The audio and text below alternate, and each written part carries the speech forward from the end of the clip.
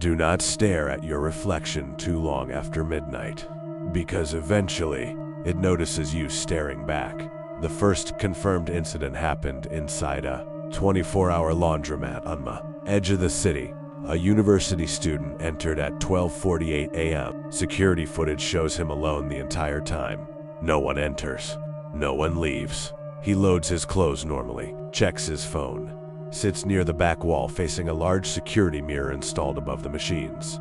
At first, everything appears normal, until exactly 1:07 a.m. That's when the footage changes. Not visually, behaviorally. The student scratches his face, but the reflection doesn't respond immediately. There's a delay. Small. Less than a second. Easy to miss, but real. The investigators slowed the footage frame by frame. The student moves first. The reflection follows late. That should be impossible. Mirror synchronization is instant. No delay exists. Not even theoretically. But the second anomaly was worse, because 3 minutes later, the delay reverses. The reflection moves first. The footage shows the reflection turning its head slightly before the student does. Not by accident, not compression error. The movement is smooth, intentional. The student freezes immediately afterward, as if he noticed it too. He slowly looks back toward the mirror, and the reflection is perfectly synced again. At least, for a while. Investigators initially blamed exhaustion, sleep deprivation, optical confusion, until the student gave his interview. He described the moment clearly. I thought someone walked behind me in the reflection, but there was no one else in the laundromat. No visible figure, no shadow movement, nothing. Then he said something that forced the case into internal review. When I looked again, it was already looking at me, not reflecting him, watching him, separately, independently. That's when investigators discovered similar reports dating back years. Bathrooms, elevators, dark windows, phones with black screens. Every witness described the same sequence. Delay, desynchronization, then independent movement. Always after prolonged eye contact. Always late at night. And always beginning the same way. The reflection moved slightly before it should have. The phenomenon spread slowly, not geographically, behaviorally. People who experienced one incident became hyper-aware of reflective surfaces afterward. Mirrors felt wrong. Windows at night became unbearable. Several subjects reported covering televisions before sleeping because black screens triggered intense panic. One woman removed every mirror from her apartment after claiming her reflection smiled while she wasn't.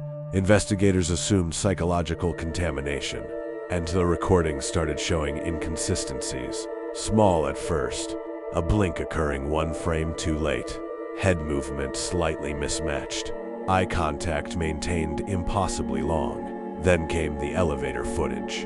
A man stands alone checking his phone inside a mirrored elevator. The camera angle clearly captures both him and his reflection. At 2:11 a.m., the elevator briefly flickers from power instability. 1 frame of darkness. When the lights return, the reflection is no longer holding the phone. The real man still is, but inside the mirror, his other version stands completely still with empty hands, watching him. The man notices 3 seconds later. Panic begins instantly.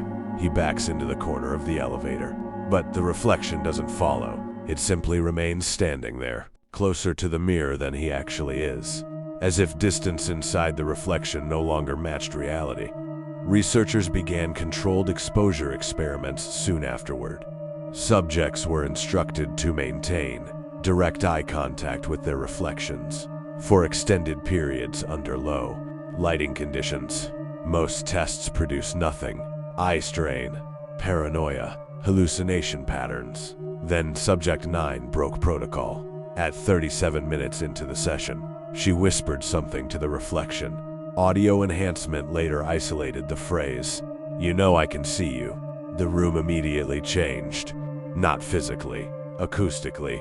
The microphone stopped capturing room echo. Sound became flat, contained, as if the space itself suddenly became smaller. Then Subject 9 started crying.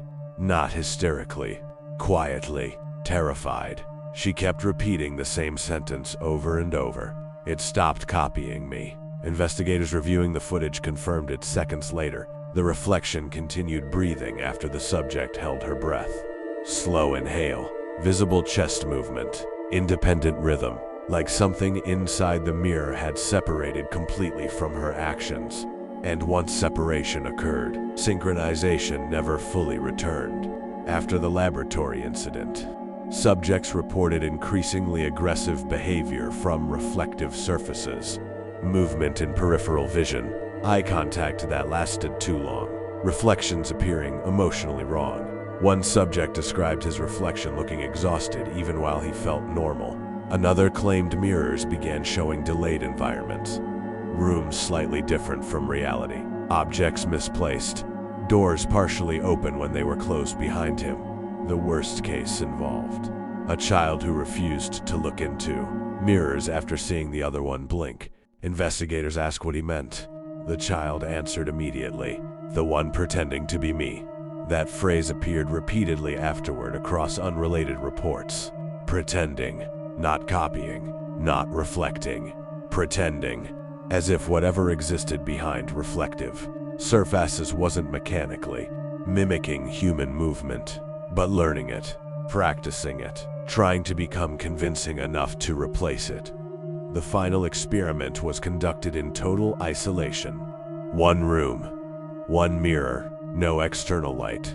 Single subject monitored continuously for 6 hours. At first, nothing happened. Then at 3:14 a.m., the subject stopped moving, not frozen from fear. Listening. The room microphones detected faint audio shortly afterward. Another voice, very quiet, impossible to locate spatially. The subject nodded slowly as if responding to conversation. Then he spoke directly toward the mirror. "You can stay there." A pause. "But I'm not switching." The reflection smiled immediately. The real subject didn't. Every monitoring system failed seconds later. Cameras distorted. Audio collapsed into static. When power returned, the room was empty, mirror intact, chair overturned. No sign of exit, but investigators reviewing the final surviving frame noticed one impossible detail. The reflection was still sitting in the chair, alone, looking directly into the camera. The case files were sealed after internal review. Concluded the phenomenon could not be contained through physical removal of reflective surfaces, because the mirrors were never the source. They were windows. Observers later discovered incidents involving dark phone screens, polished metal, even still water at night. Anything capable of holding an image long enough eventually became unstable, especially after eye contact, especially after recognition. The final archived recommendation contains only one sentence. If your reflection maintains eye contact after you look away, do not look back. No explanation follows, because by then, they already understood the real danger. The thing inside the reflection doesn't appear suddenly. It develops gradually. Small delays, minor mistakes, tiny desynchronizations, until one night, it stops imitating you completely. And if you're alone tonight, standing near a dark mirror, pay attention to the timing, especially when you move. Because if your reflection reacts even slightly too late, it means something inside the glass is still learning your behavior. And once it learns enough, you won't be the one moving first anymore.